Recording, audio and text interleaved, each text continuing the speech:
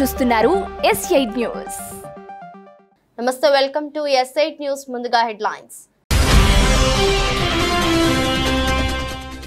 విద్య, వైద్య రంగాలకు కాంగ్రెస్ ప్రభుత్వం పెద్దపీట వేస్తుంది. బడిబాట కార్యక్రమంలో భాగంగా రాయకోట్లో విద్యార్థులకు బుక్స్, యూనిఫామ్ అందజేసిన మంత్రి దామోదర్ రాజ నరసింహ.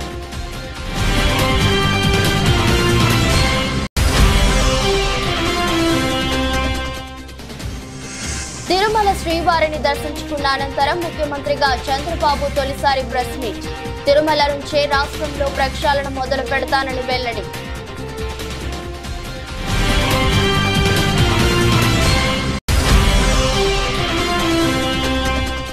నీళ్లు, విద్యుత్ విషయంలో కాంగ్రెస్ పూర్తిగా విఫలమైందన్న బీఆర్ఎస్ నేత జగదీష్ రెడ్డి. మీడియాకు లీకులిచ్చి చెత్త, రోత, రాతలు రాయిస్తున్నారని ఆగ్రహం.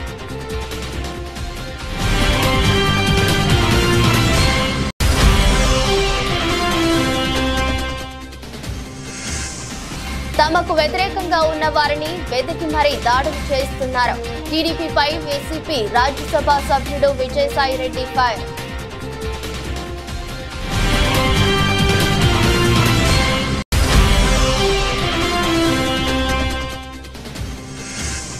అనపర్తిలో వైఎస్ఆర్ పార్టీలోని ప్రతి నాయకుడు, కార్యకర్తకు అండగా నిలుస్తాం. మాజీ శాసనసభ్యులు డాక్టర్ సత్తి సూర్యనారాయణ రెడ్డి భరోసా.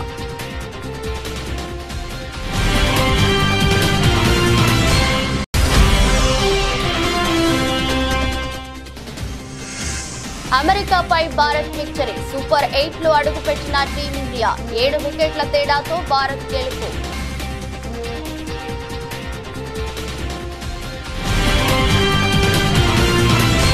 కాంగ్రెస్ ప్రభుత్వం పెద్దపీట వేస్తుందని రాష్ట్ర వైద్యారోగ్య శాఖ మంత్రి దామోదర రాజ నరసింహ అన్నారు. సంగారెడ్డి జిల్లా రాయకోట్లోని జెడ్పీహెచ్ఎస్ బడిబాట కార్యక్రమాన్ని ఆయన హాజరయ్యారు. తొలుత పాఠశాల ఆవరణంలో కలెక్టర్ వల్లూరి క్రాంతితో కలిసి మొక్కలు నాటారు. ప్రైవేట్ పాఠశాలలకు దీటుగా ప్రభుత్వ బడులను తీర్చిదిద్దుతామని చెప్పారు. ఇప్పటికే పాఠశాలల్లో మౌలిక వసతులు కల్పించడానికి అమ్మ ఆదర్శ పాఠశాలలు కమిటీలు ఏర్పాటు చేసి నిధులు కేటాయించామన్నారు. ఈ సందర్భంగా ప్రాథమిక పాఠశాలలకు ప్రహారీ గోడ లేకపోవడంతో మందుబాబులకు అడ్డాగా మారిందని విద్యార్థుల తల్లిదండ్రులు మంత్రి దృష్టికి తీసుకొచ్చారు. సమస్య పరిష్కారానికి కృషి చేస్తానని హామీ ఇచ్చారు.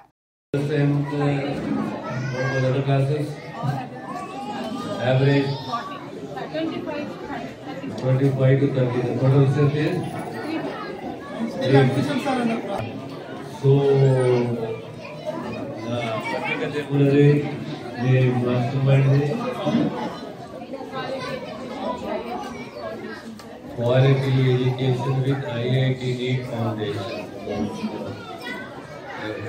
Your parents are teachers. Yes, sir, all our parents. Amma me andari namaskaramu. For the parent, the child is the weakness, child is the strength. Every parent, all parents, even I am a parent, yeah. Every parent, the child, the weakness, child is the strength, child is the dream. ఇవి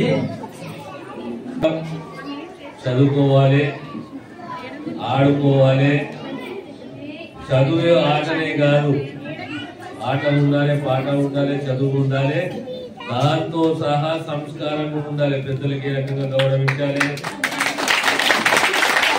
చదువు ఎంత ముఖ్యమో సంస్కారం ముఖ్యము. మన behaviour, మన మాట, మన బాడీ లాంగ్వేజ్, మన పద్ధతి. చదువు అందరం అనుకుంటాం చదివితే చాలా గొప్ప వాళ్ళ మొత్తం ఉంటుంది. చదువు వల్ల కేవలం చదువు వల్ల గొప్ప వాళ్ళని కాదు, దాంతో సంస్కారం ఉండాలి, కల్చర్ ఉండాలి, బిహేవియర్ ఉండాలి, లాంగ్వేజ్ ఉండాలి, చక్కటి లాంగ్వేజ్ ఉండాలి, ప్రెజెంటేషన్ చక్కగా ఉండాలి, చక్కటి బాడీ లాంగ్వేజ్ ఉండాలి. ఇవన్నీ కలుపుకుంటేనే సంస్కారవంతులం అవుతాము, దాంతో సహా విద్యావంతులం అవుతాము. విద్యావంతులం, సంస్కారవంతులం అవుతే జీవితంలో విజయవంతులం అవుతాం. అర్థమైందా? తిరుమల వెంకన్న తమ కులదైవమైన ఆంధ్రప్రదేశ్ ముఖ్యమంత్రి చంద్రబాబు పేర్కొన్నారు. ఏ పని మొదలుపెట్టినా ముందు శ్రీవారిని స్మరించుకున్నాకే ముందుకు వెళతానని చెప్పుకొచ్చారు. ఉదయం నిద్రలేస్తూనే నిండు మనసుతో ఒక్క నిమిషం వెంకటేశ్వర స్వామిని ప్రార్థిస్తానని తెలిపారు. రాష్ట్రం సుభిక్షంగా ఉండాలని కోరుకుంటానని చెప్పారు. ఈ మేరకు గురువారం ఉదయం చంద్రబాబు కుటుంబంతో కలిసి తిరుమల శ్రీవారిని దర్శించుకున్నారు. అనంతరం ఆలయ ప్రాంగణంలో ముఖ్యమంత్రిగా తొలిసారి ప్రెస్ మీట్ లో మాట్లాడారు. తిరుమల నుంచే రాష్ట్రంలో ప్రక్షాళన మొదలు పెడతానని, తిరుమలలో గోవిందనామ నినాదాలు తప్ప మరేమీ వినపడకుండా చేస్తానన్నారు. పవిత్రమైన తిరుమలను అపవిత్రం చేయడం సరికాదన్నారు. తిరుమలకు వస్తే వైకుంఠం వచ్చిన అనుభూతి కలుగుతుంది. తిరుమలపై ఓం నమో వెంకటేశాయ తప్ప వేరే నినాదం ఉండొద్దని పేర్కొన్నారు.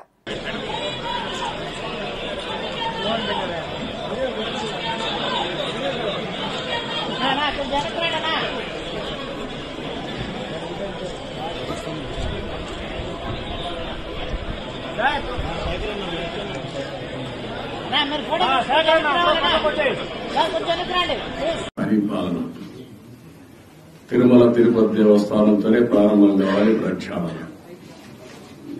ప్రసాద దీని లేకపోతే పరిశుభ్రత అన్నిటికీ తిరోగకాన్ని చేశారు. తిరుమల ఒక పవిత్రమైన దివ్యక్షేత్రం. ఈ పవిత్రమైన దివ్యక్షేత్రాన్ని అపవిత్రం చేయడం భావ్యం కాదు.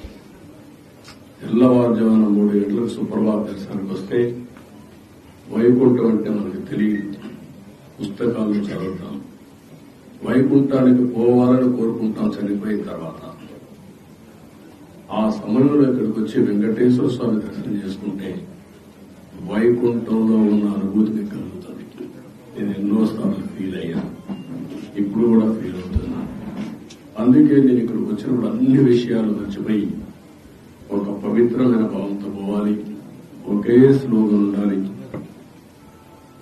ఏడుకొండలవాడ వెంకటరమణ గోవింద గోవింద తప్ప, ఓం నమో వెంకటేశాయ తప్ప వేరే స్లోగనే ఉండకూడదు.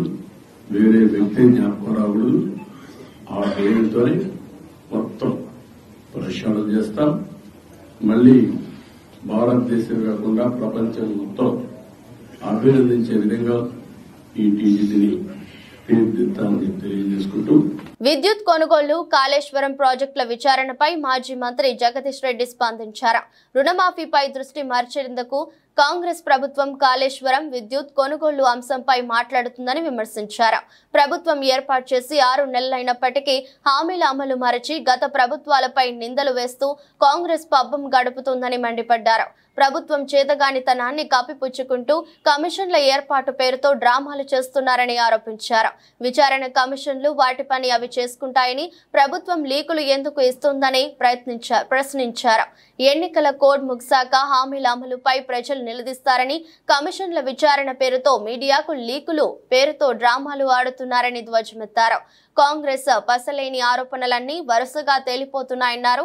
కాళేశ్వరం ద్వారా నీళ్లు అందించకుండా తప్పు చేస్తున్నారని వ్యాఖ్యానించారు. ఆరోపణలతోని పబ్బం గడపాలనుకుంటున్నారు. గత ప్రభుత్వం పైన నిందలేయాలని, గత ప్రభుత్వాన్ని నడిపిన వాళ్ళపైన నిందలేయాలని, వీళ్ళ చేతగాంతనాన్ని కప్పిపుచ్చుకోవడం కొరకు కమిషన్ల పేరు మీద ఏదో నాటకాలు చేస్తున్నారు, డ్రామాలు చేస్తున్నారు తప్ప ఏమీ ఉండదు. దాంట్లో ఏదైనా ఒకటి ఏదైనా ఎంక్వైరీ చేస్తే వాళ్ళకి అప్పచెప్తే అది రోజుతో ప్రభుత్వం పని అయిపోతుంది.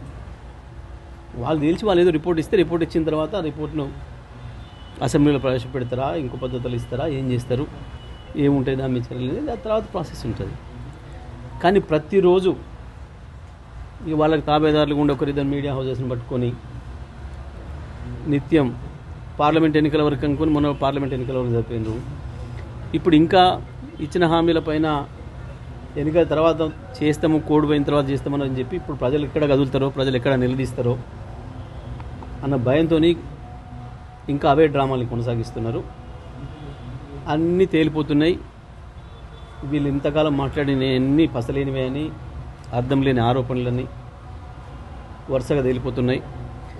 కాళేశ్వరం మీద ఈ ప్రభుత్వం చేసిన తప్పు పెద్ద నేరపూరితమైన చర్య. దాని వెంటనే పనులు ప్రారంభించి రైతులకు నీళ్ళు ఇవ్వడానికి ఏర్పాటు చేయాల్సింది. కానీ 4 నెలలు పైగా ఆలస్యం చేసి ఇప్పుడు హడావుడిగా ఏదో పని చేస్తున్నామని చెప్పేసి మొదలుపెట్టి ఉరుకుల పరుగుల మీద పోతున్నారు. కానీ రైతాంగం ఇప్పటికే గమనించిండ్రు ఈ ప్రభుత్వం యొక్క చేతగంతనాన్ని. కేవలం రాజకీయాల కొరకే వాడుకోవాలి ప్రాజెక్టులను కానీ ఇతర విషయాలని చెప్పి వీళ్ళు అనుకుంటున్న విషయాన్ని ప్రజలు గమనించిండ్రు. మీరు ఇదే పద్ధతుల్లో ఇతరుల మీద ఆరోపణలు చేసుకుంటూ 5 ఏళ్ళు గడపలేరు. ప్రజలు అప్పుడే రోడ్ల మీదకి వస్తున్నారు. ఇప్పటికే నీళ్ళిచ్చే విషయంలో విఫలమైనరు. విద్యుత్ విషయంలో ఇప్పటికీ కూడా విద్యుత్ శాఖ మంత్రి అబద్ధాలు ఆడుతూ గడపాలనుకున్నాడు. రాత్రి హైదరాబాద్లోనే సగం హైదరాబాద్లో తెల్లందాక కరెంట్ లేదు. ఈ గ్రామాలలోనైతే చెప్పే పనే లేదు. మేము ఇచ్చిన కరెంటుని ఇవ్వడం చేత కావట్లేదు వీళ్ళకి. ఏపీలో గత కొన్ని రోజులుగా జరుగుతున్న పరిణామాలపై వైసీపీ రాజ్యసభ సభ్యుడు విజయసాయిరెడ్డి స్పందించారు. టీడీపీ పాలన దారుణంగా ఉందని, తమకు వ్యతిరేకంగా ఉన్న వారిని వేదిక మరీ దాడులు చేస్తున్నారని ఆరోపించారు. అమానవీయమైన ఆ సంఘటనలను వీడియో తీసి సోషల్ మీడియాలో పోస్ట్ చేస్తున్నారని వివరించారు. యూనివర్సిటీ వీసీలపైన దండెత్తుతున్నారని, బీసీ సామాజిక వర్గాలకు చెందిన వీసీలను తరిమి కొడుతున్నారని ఆరోపించారు. బంగారు ఆంధ్రప్రదేశ్ రాష్ట్రాన్ని ఈ టీడీపీ ఏ విధంగా తగలబెడుతుందో అందరూ గమనించాలని కోరారు. ఇవాళ రాష్ట్రం ఉన్న దుస్థితిని తలుచుకుంటే కన్నీళ్లు వస్తున్నాయని తెలిపారు. ఒక్క మాటలో చెప్పాలంటే రాష్ట్రంలో రాజ్యాంగం కుప్పకూలిపోయింది. ఈ వారం 10 రోజుల్లో రాష్ట్రంలో పలుచోట్ల హింసాత్మక ఘటనలు జరిగాయి. మొత్తం 27 ఘటనలను రాష్ట్రపతి, ప్రధానమంత్రి, జాతీయ మానవ హక్కుల సంఘం దృష్టికి తీసుకెళ్లామని వెల్లడించారు. ఢిల్లీలో ప్రధానమంత్రి గారికి, ఆనరబుల్ ప్రెసిడెంట్ ఆఫ్ ఇండియా గారికి, హోమ్ మినిస్ట్రీ గారికి, నేషనల్ హ్యూమన్ రైట్స్ కమిషన్కు ఆంధ్ర రాష్ట్రంలో జరుగుతున్నటువంటి అకృత్యాలు, అన్యాయాలు, వైఎస్ఆర్ కాంగ్రెస్ పార్టీ కార్యకర్తలపైన చేస్తున్నటువంటి దాడులు, మానవత్వం మరిచిపోయి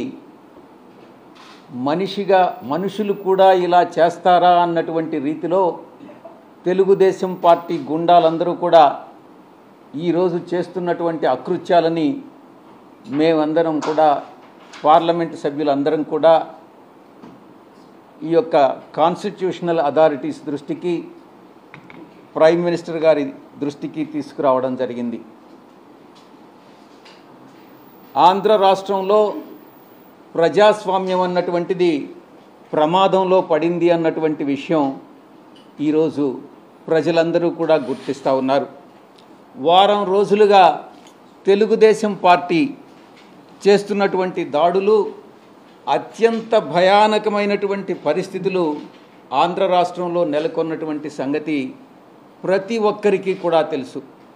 కానీ దానికి పూర్తి భిన్నంగా వైఎస్ఆర్ కాంగ్రెస్ పార్టీ పైన, కార్యకర్తలపైన, నాయకులపైన చేస్తున్నటువంటి దాడుల్ని, దాన్ని తిరిగి మేమేదో వాళ్లపైన దాడులు చేస్తున్నామన్నటువంటి విధంగా చిత్రీకరిస్తున్నటువంటి ఘనత ఒక్క చంద్రబాబు నాయుడికే దక్కుతుంది. ఈ రకంగా వక్రీకరించేటటువంటి బుద్ధి ఒక్క చంద్రబాబు నాయుడికి, ఆయన పార్టీ నాయకులకు మాత్రమే ఉందన్నటువంటి విషయం అందరూ కూడా గమనిస్తూ ఉన్నారు. ఈరోజు చంద్రబాబు నాయుడు గారి పరిపాలన ఒక ఆటవిక పరిపాలన అన్నటువంటి విషయంగా మనం అభివర్ణించవచ్చు. వికారాబాద్ జిల్లా యాలాల మండల సర్వసభ్య సమావేశం నిర్వహించారు. ముఖ్య అతిథిగా చేవెళ్ల పార్లమెంట్ సభ్యులు కొండా విశ్వేశ్వరరెడ్డి పాల్గొన్నారు. ఈ సందర్భంగా ఆయన మాట్లాడుతూ కేంద్ర ప్రభుత్వం నుండి అత్యధికంగా నిధులు తెచ్చి వెనుకబడిన తాండూరు అభివృద్ధికి కృషి చేస్తానని అన్నారు. పేలాల మండలంలో జంటుపల్లి ప్రాజెక్టు, కోటపల్లి ప్రాజెక్టు వంటివి నిధులు మంజూరు చేసేందుకు కృషి చేస్తానన్నారు. కేంద్ర ప్రభుత్వం నుండి ఏ మేరకు నిధులు వచ్చినా వెనుకబడిన తాండూరు అభివృద్ధికి అత్యధిక కేటాయించడం జరుగుతుందని తెలిపారు.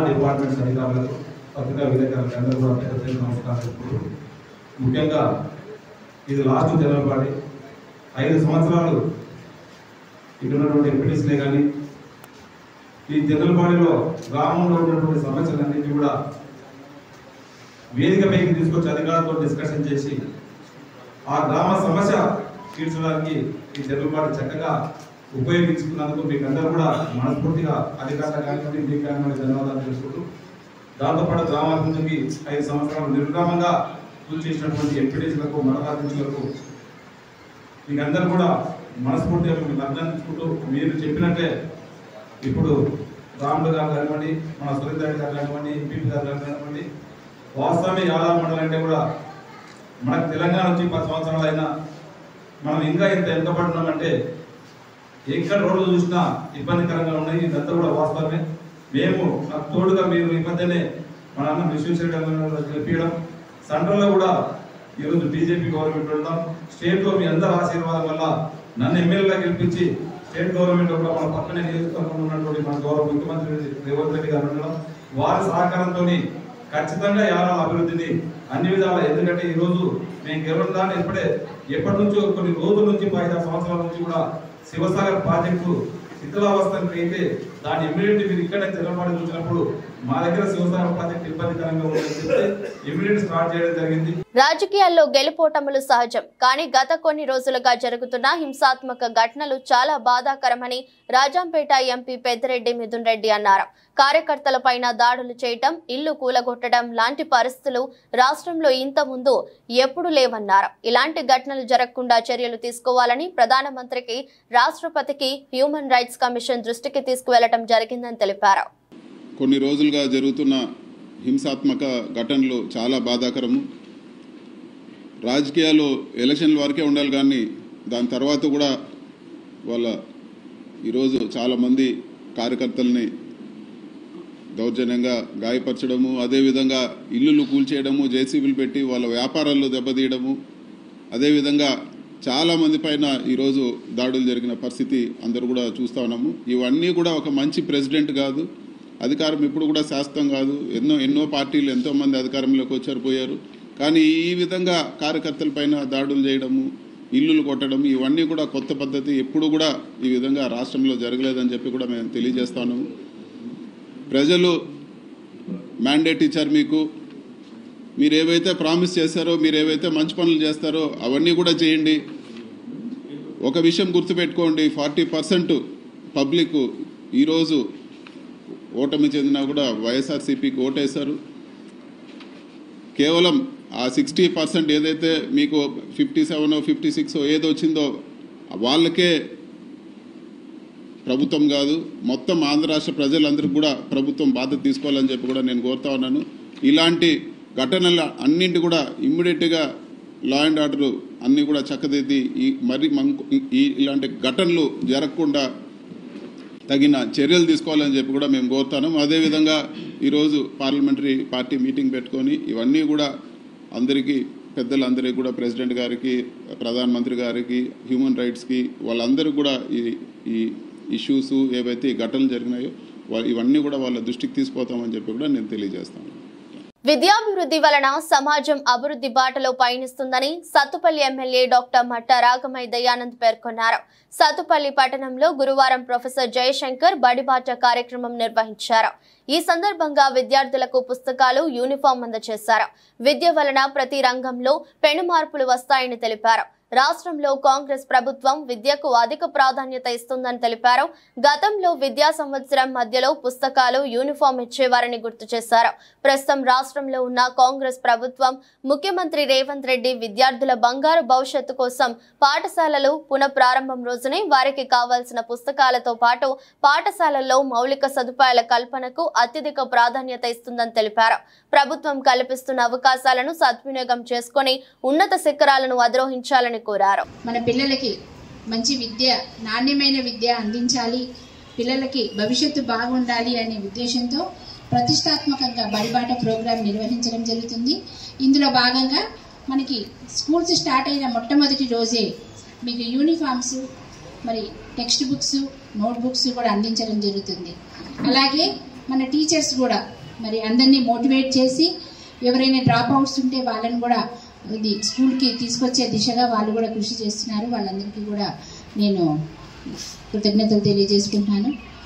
మరి ఇవాళ చూస్తే మనం ఈ స్టేజ్ ముందు ఉన్న ప్రతి ఒక్కరం కూడా గవర్నమెంట్ స్కూల్స్లో చదివిన వాళ్ళమే. గవర్నమెంట్ స్కూల్స్, గవర్నమెంట్ కాలేజెస్ చదివాం మేము ఎవరం కూడా.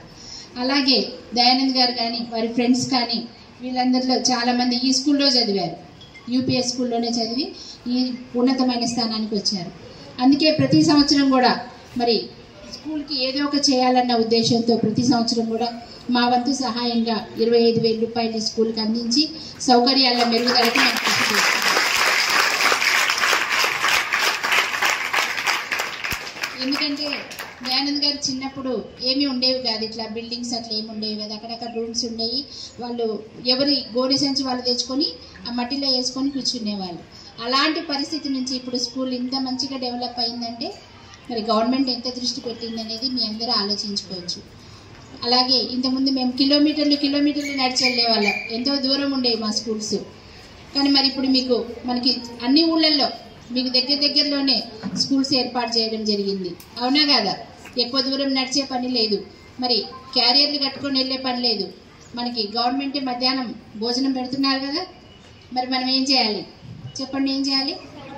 బాగా చదువుకోవాలి. ఎందుకంటే ప్రైవేట్ స్కూల్స్తో పోలిస్తే మన గవర్నమెంట్ స్కూల్స్లోనే వసతులు ఎక్కువ ఉంటాయి, విశాలమైన ఆవరణలు ఉంటాయి, మంచి ట్రైనింగ్ పొందిన టీచర్స్ ఉంటారు. మనం చేయాల్సిన పనంతా మరి వాళ్ళు చెప్పేది శ్రద్ధగా విని మరి మంచిగా ఆకలింపు చేసుకొని ఏమైనా డౌట్లు ఉంటే అడిగి మరి మంచిగా చదువుకోవాలి. మన లక్ష్యం ఏదైతే పెట్టుకున్నామో ఒక గోల్ పెట్టుకోవాలి ప్రతి ఒక్కరు. అనపర్తి మాజీ శాసనసభ్యులు డాక్టర్ సత్య సూర్యనారాయణ రెడ్డి వైఎస్ఆర్సీపీ పార్టీ నాయకులు మరియు కార్యకర్తలు సహనంతో ఉంటూ వైఎస్ఆర్సీపీ పార్టీని గ్రామాలలో మరియు నియోజకవర్గ స్థాయిలో ముందుకు తీసుకువెళ్లాలని చెప్తూ ఓటమి శాశ్వతం కాదు, గెలుపు కోసం ముందుకు సాగుతూ మనవంతు ప్రయత్నం మనం చేస్తూ ప్రతి గ్రామాలలో ఉన్న వైఎస్ఆర్సీపీ పార్టీ నాయకులకు కార్యకర్తలకు అండగా ఉంటామని అన్నారు. అనపర్తిలోని పార్టీ కార్యాలయంలో జరిగిన అనపర్తి మండల స్థాయి వైఎస్ఆర్సీపీ నాయకుల కార్యకర్తల సమావేశంలో మాట్లాడుతూ మరియు ప్రతి గ్రామాలలో వైఎస్ఆర్సీపీ కార్యకర్తలు నాయకులు ఒకరికొకరు కలిసిమెలిసి వచ్చే ఆపదలను ఎదుర్కోవాలని పేర్కొన్నారు. అదేవిధంగా అధికార పార్టీ వాళ్ళు ఇటువంటి కార్యాచరణలు చేపట్టిన వాటిని అధిగమిస్తూ న్యాయ వ్యవస్థ ద్వారా తగిన పరిష్కారం చేకూరుస్తామని హామీ ఇచ్చారు. జగన్మోహన్ రెడ్డి గారి పట్ల పేద ప్రజలందరూ కూడా చాలా ఆదరణ చూపిస్తున్నారు. తప్పనిసరిగా మనం మంచి మెజార్టీతోనే గెలుస్తామని అందరూ కూడా భావించాం. అదేవిధంగా గడపడపో తిన్నప్పుడు కానీ ఎలక్షన్ క్యాన్వాసింగ్లో కానీ ఎక్కడా వ్యతిరేకత లేదు. అలా కూడా అక్కడెక్కడే ఎవరైనా పథకాలు రాని వాళ్ళు అడిగారు, కానీ ఎప్పుడూ కూడా ప్రభుత్వం పైన వ్యతిరేకత ఈ రకంగా వ్యక్తం చేసి అపోజిషన్ ఓట్లు వేస్తారని మాత్రం కల్లో కూడా అనుకోలేదు. నేనే కదా, మీరు కూడా ఎవరు కూడా భావించలేదు. అయినా ప్రజలు ఏ నిర్ణయం తీసుకున్నా దానికి మనం అందరం కూడా కట్టుబడి ఉండాలి. ఎందుకంటే ఇది ఒక నియోజకవర్గం కానీ ఒక గ్రామం కానీ కాదు, మొత్తం అంతా ఈ రకంగా నిర్ణయం తీసుకున్నారు ప్రజలంటే వాళ్ళ నిర్ణయాన్ని మనం శిరస వహిస్తూ ఎక్కడ ఏ రకంగా దెబ్బతిన్నామో దాన్ని మనం రెక్టిఫై చేసుకుని భాగంలోనే మనం ఉండాలని మాత్రం ఈ సందర్భంలో తెలియజేస్తూ, ముఖ్యంగా మరి ఏదైనా సరే పార్టీలు గెలవడం ఓడడం సహజం. మరి మనం గెలిచినప్పుడు ఉంది, మరి తెలుగుదేశం కానీ దానికి ఎవరైతే మిత్రపక్షాలు ఉన్నారో బీజేపీ కానీ జనసేన కానీ వాళ్ళ మీద ఎవరి మీద కూడా మనం దాడులు చేయలేదు, ఈ రకంగా ఎప్పుడు కూడా హింసించలేదు. చూస్తూ ఉన్నాం, వీడియోలు కూడా పెట్టేస్తున్నారు. నిజంగా దెబ్బతిన్న యువకులను చూస్తే చాలా బాధ అనిపిస్తుంది. ఎందుకంటే రాజకీయం అన్నాక పోలింగ్ బూత్ దగ్గర నుంచి ఎవరైనా దొంగోటు వేయడానికి చేస్తే అపోజిషన్ పార్టీ వాళ్ళు మనమన్నా అపోజిషన్ ఎవరైనా సరే అడుగుంటారు, అది సహజం. అంతేకాకుండా సోషల్ మీడియాలో కూడా పోస్టింగ్లు ప్రతి పార్టీ వాళ్ళు కూడా పెట్టుకుంటారు, రెండు వాళ్ళు వ్యతిరేకంగా. దాన్ని దేన్నో సాగుగా చూసి దాడులు చేయడం ఎంతవరకు న్యాయం అన్నది ఒకసారి ఆలోచించారు. సూర్యాపేట శాసనసభ్యులుగా ముచ్చటగా 3 సార్లు గెలుపొంది హ్యాట్రిక్ ఎమ్మెల్యేగా అఖండ విజయం సాధించడం పట్ల హర్షం వ్యక్తం చేస్తూ మాజీ మంత్రి వర్యులు గుంటకండ్ల జగదీష్ రెడ్డి అభిమానులు సూర్యాపేట నుండి యాదాద్రి వరకు పాదయాత్ర చేపట్టారు. తాము అనుకున్న కళ సాకారం అవ్వడంతో మొక్కులు చెల్లించుకునేందుకు యాదాద్రి శ్రీ లక్ష్మీ నరసింహస్వామి వారి సన్నిధికి గురువారం ఉదయం జిల్లా కేంద్రంలోని శ్రీ షిరిడి సాయిబాబా దేవాలయంలో ప్రత్యేక పూజలు నిర్వహించి కాలినడకన యాదాద్రికి బయలుదేరారు.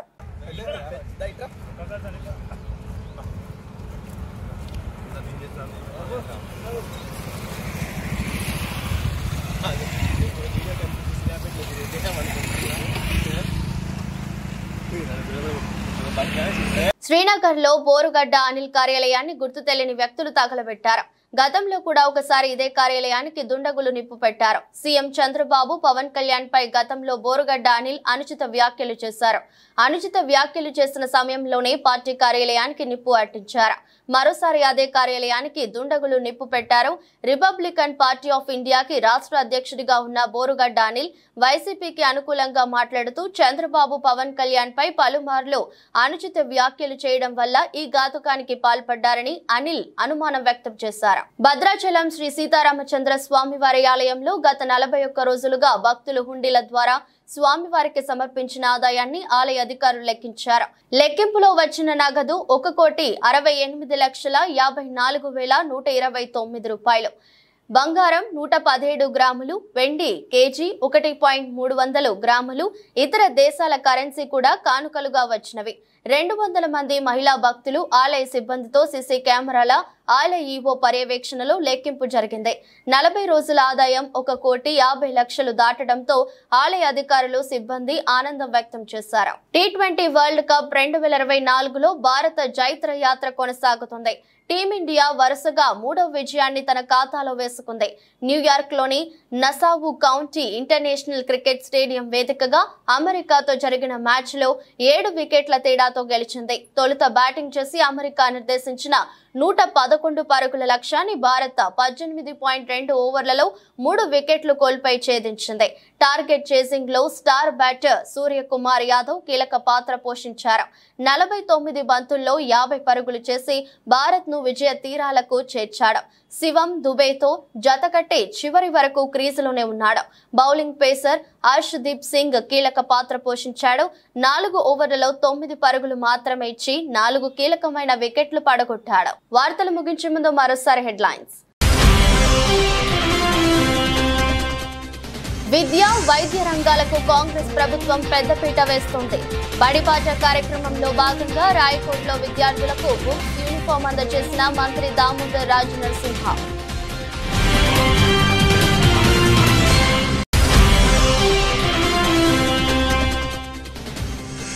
తిరుమల శ్రీవారిని దర్శించుకున్న అనంతరం ముఖ్యమంత్రిగా చంద్రబాబు తొలిసారి ప్రెస్ మీట్. తిరుమల నుంచే రాష్ట్రంలో ప్రక్షాళన మొదలు పెడతానని వెల్లడి.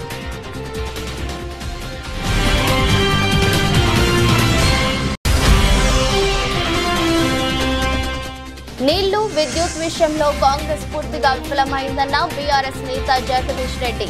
మీడియాకు లీకులిచ్చి చెత్త, రోత రాతలు రాయిస్తున్నారని ఆగ్రహం.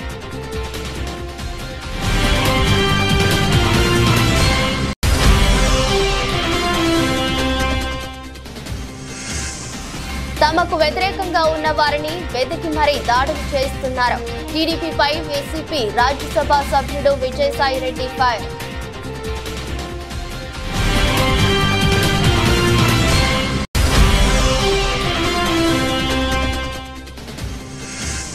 అనపర్తిలో వైఎస్ఆర్ పార్టీలోని ప్రతి నాయకుడు, కార్యకర్తకు అండగా నిలుస్తాం. మాజీ శాసనసభ్యులు డాక్టర్ సత్తి సూర్యనారాయణ రెడ్డి భరోసా.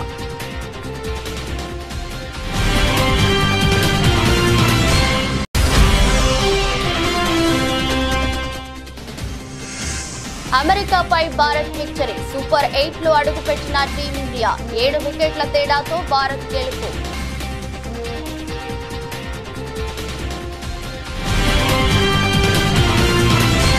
ఇది రోజు బులెటిన్. మరో బులెటిన్లో మళ్ళీ కలుద్దాం. అంతవరకు సెలవు. నమస్కారం.